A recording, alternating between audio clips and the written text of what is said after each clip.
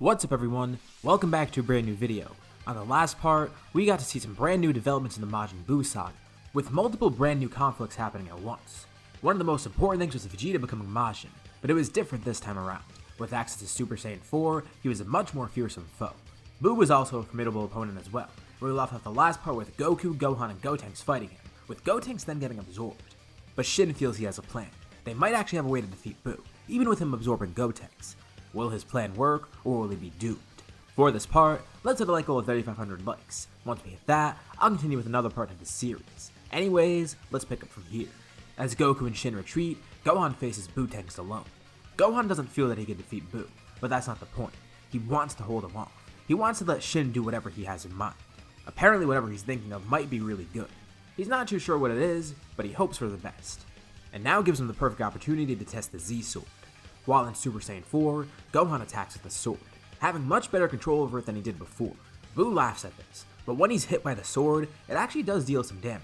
Of course he's able to regenerate from it, but still, he didn't expect the sword to be that powerful. The Z-Sword actually gives Gohan more strength. The more he swings it, the stronger he's getting. Not to mention the sword itself is very durable and strong. So even without him using his ki to enhance the power of it, the sword's still strong on its own.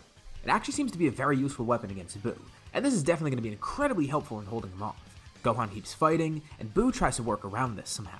Whenever he attacks Gohan, Gohan simply slices him with the sword. His arm, his leg, whatever he attacks with. At this point, it's essentially a stalemate. Gohan can't hurt Buu, but Buu can't hurt Gohan. Alright, Buu's gotta stop playing around. He absorbed Gotenks for a reason. He's gonna become a lot stronger, and now he's gotta use that strength to its fullest. Not to mention, he is a bit concerned. Goku and Vegeta disappeared, as well as the Supreme Kai. He assumes they must have retreated, but he wonders why they left Gohan here. And then it hits him. Gohan's a distraction. He's not the main opponent. They must have retreated because they had some other idea in mind that might help. Buu can't possibly fathom what they might be scheming, but he knows it's probably not good.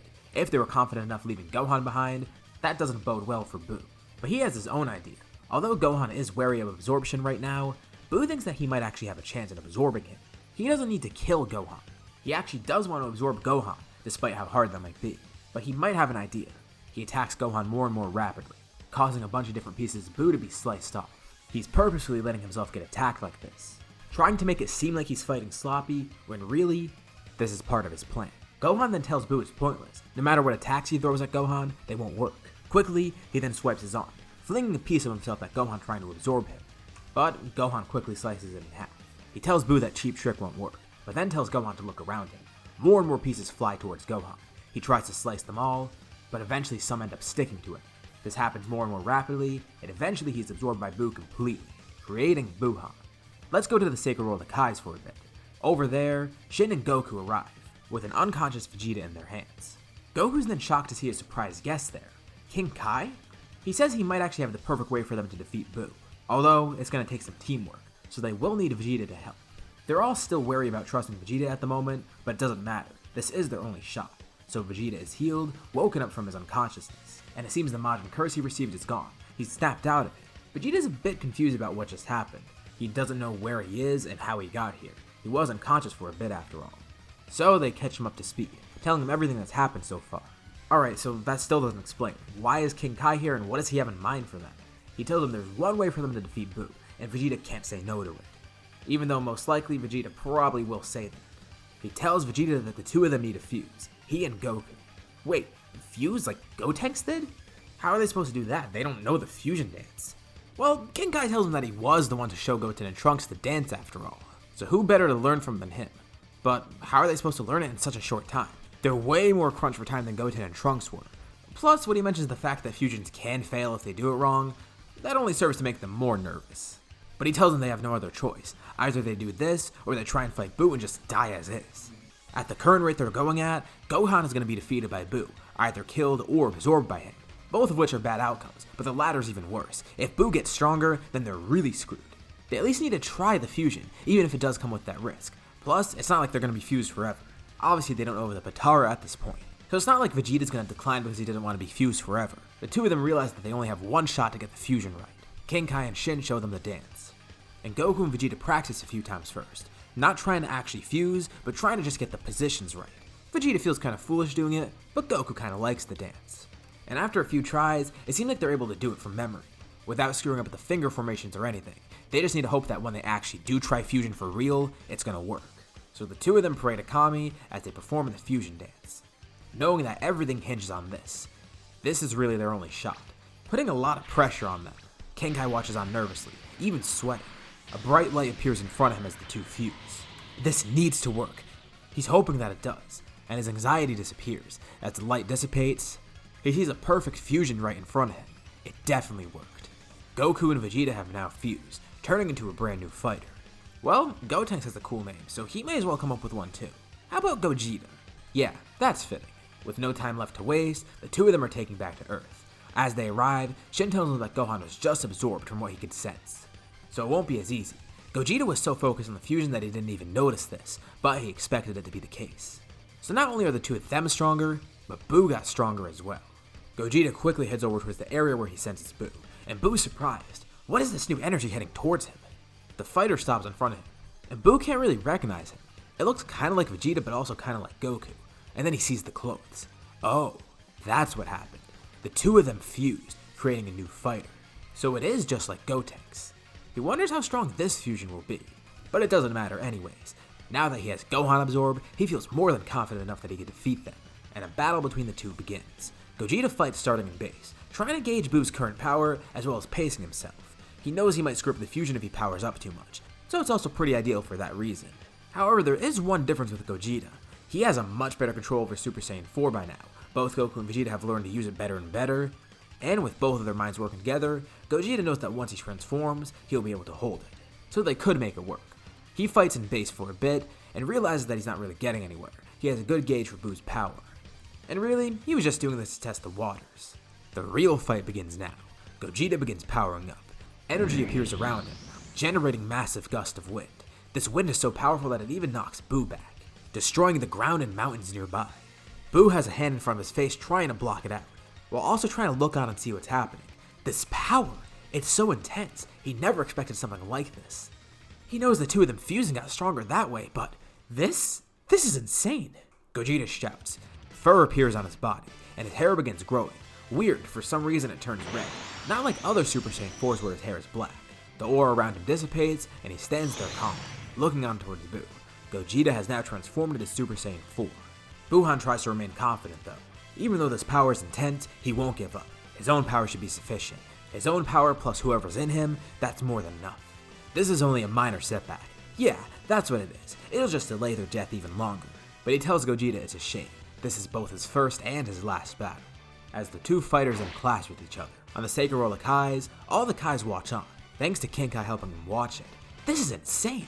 Boo is definitely terrifying, but Gogeta, well, in simplest terms, it's pretty good that he's on their side because he's also really scary. They knew his Super Saiyan 4 fusion would be incredible, but this is just something else. They also wonder why his hair's red. That's kind of weird, but not really the most important thing right now. They watch as the two fighters clash. Gogeta is casually able to outpace Boo. Every attack from Gogeta is so potent that Boo can't even regenerate fast enough. And whenever he attacks Gogeta, his attacks pretty much accomplish nothing. The gap in power is immeasurable. Boo's getting more and more desperate, and even though Gogeta could defeat him really easily right now, he doesn't want to do that. And this isn't him wanting to have a good fight or anything, it's more so because he's concerned about the fighters inside of Boo. If he kills Boo, then he kills those people in him. So before going to that option, Gogeta wants to see if he can find some way to get them out of there. But then he notices something interesting. The Z-Sword. It's discarded on the ground nearby. When Gohan was absorbed, Boo never took the sword. Gohan just dropped it, and this might actually have some use for Gogeta. Faster than Boo can even process, Gogeta rushes to get the sword and then comes back, slicing Boo in half. Okay. Gogeta observes the damage, expecting that Gohan and Gotenks would come out of his body somehow. He thought by slicing Boo in half he'd see inside him, as gross as it sounds. But they're nowhere to be found. Okay, maybe he has to slice Boo some more. Gogeta haphazardly swings the Z-Sword, slicing faster and faster than Boo could even react to. Alright, none of that's working. This must have something to do with Boo's magic. So he's just gonna have to buy some more time, overwhelming Boo as much as possible as he tries to think of any other options he has. He drops the Z-Sword, with Shin shivering as he watches this. So disrespectful. With all of Boo's pieces scattered about, Gogeta jumps up in the air, then launching a bunch of ki blasts from the sky, performing a Stardust Fall.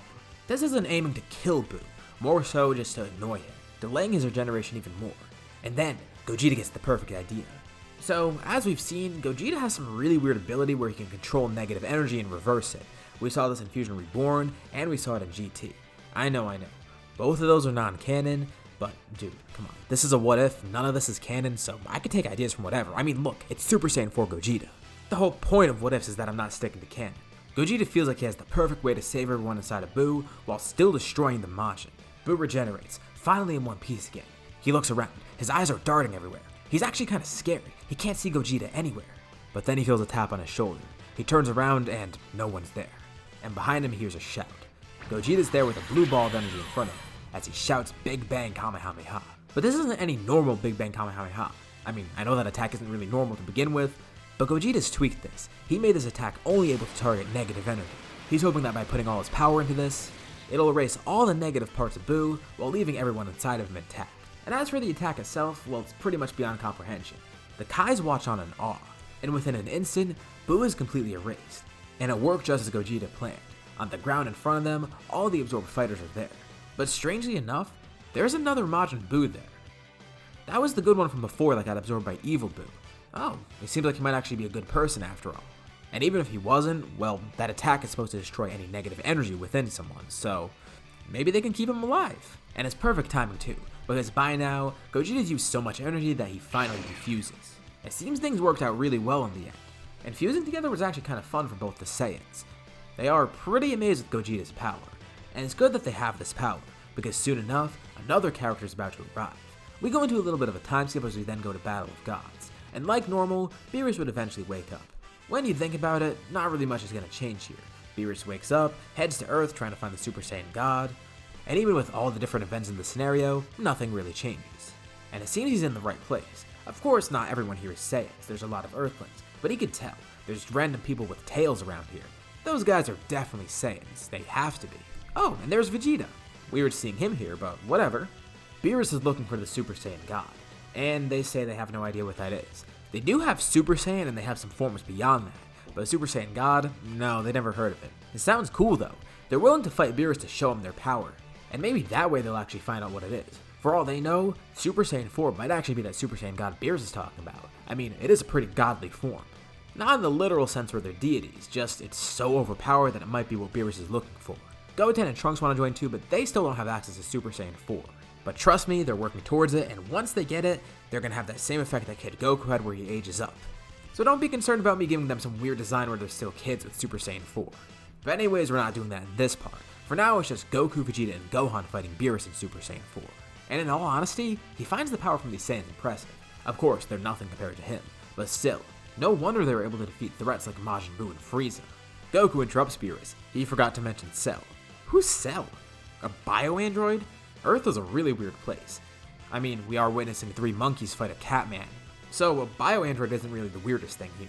Tangent aside, nothing that they do works, but Goku and Vegeta have an idea. They can bring out Gogeta once more. Quickly, they fuse, with Beerus watching on impressed. Ah, fusion. This might actually make things pretty fun. Right off the bat, Gogeta's in Super Saiyan 4, and the boost in power is huge, although it's not really enough to phase Beerus. He is impressed still, and this gives him a good taste of what Saiyans are capable of. Although, this fusion still isn't enough to defeat him. He is satisfied though. Earth had some pretty strong fighters, and he got some nice food here, so he's not too set on getting Super Saiyan God right now. But the Saiyans do show promise. They're probably not going to find out right away, but if they want to come to Beerus' planet, they can try working towards Super Saiyan God. Of course, Gohan can't leave Earth because he has responsibilities here, and Goten and Trunks are too young and also have their own responsibilities. They'll keep up with their training of course, but as for Goku and Vegeta, they accept this offer to go to Beerus' planet. Whatever this Super Saiyan God thing is, it sounds interesting, and immediately the two of them are excited. Super Saiyan God apparently is supposed to be stronger than Super Saiyan 4. They would have never expected something like that. But even more interesting, it's the prospect that they could probably combine it with Super Saiyan 4 somehow. I mean, think about it. Super Saiyan 4 is just Super Saiyan combined with Great Ape. So who knows, what if they try to combine Super Saiyan God with Great Ape? Or Super Saiyan with Super Saiyan God? Or even better, all 3 of them at once. They got so many ideas in their mind. But of course, before they do any of that, they actually have to find out what a Super Saiyan God even is. The training begins, and here I'm actually going to ask you guys a question, something that's pretty important for the next few parts. Alright, this part ends off here for now, but I want to get your input on something. I do want to do some new form that combines Super Saiyan 4 and Super Saiyan God, but it's kind of hard to do it because I don't really just want to do a recolor. I mean, there are a bunch of fan-made ideas where they just recolor Super Saiyan 4 into being blue, but I don't personally find that too interesting. And as for Super Saiyan God, how will you tell the difference? I mean, look at Gogeta, he already looks like he'd be a Super Saiyan 4 combined with God. And there is Limit Breaker Super Saiyan 4 from Dragon Ball Heroes, but in all honesty, it's kind of hard to get art for that, so let me know below what kind of design you'd like to see. Oh yeah, don't worry, I haven't forgotten about Cargo. However, it might take a bit of time to make the next episode, mainly because I'll need a lot of art for this stuff. But if you like this episode, be sure to drop a like, and if we do hit that like goal, I'll continue with another part of the series. If you haven't already, why not subscribe, as well as hitting the bell icon to get notified about any future parts of this What If, or any other videos that I upload on my channel. Anyways, thank you all for watching, and I'll see you all in my next video.